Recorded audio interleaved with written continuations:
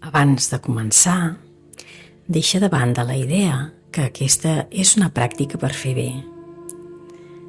El que et proposo aquí no és afegir res al teu dia, sinó canviar lleugerament la manera com el mires i com hi ets present.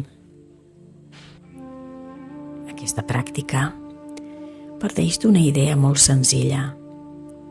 La bondat espontània no necessita esforç, necessita atenció disponible.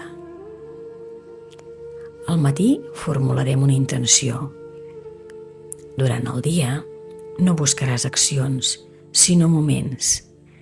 I al vespre faràs una microreflexió que ajudarà al teu cervell a integrar aquesta experiència de manera natural. No hi ha objectius a complir, només una disposició interna a caminar el dia amb una mirada una mica més amable. Quan vulguis, podem començar. Pas 1. Una intenció al matí no et portarà més d'1 minut. Abans de començar el dia, para un moment i formula interiorment una intenció senzilla. Avui caminaré el dia amb mirada amable.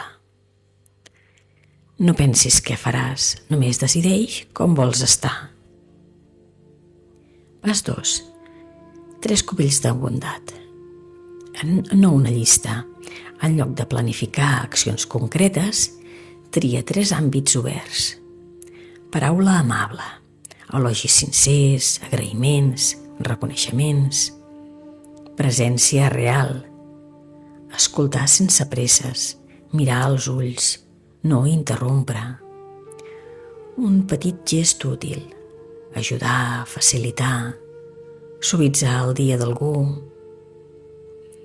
Això permet que les oportunitats apareguin orgànicament durant el dia.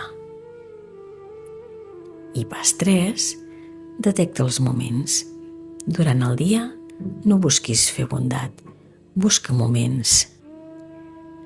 Quan notis que estàs amb algú, pregunta't internament: quina és la manera més amable de ser aquí ara?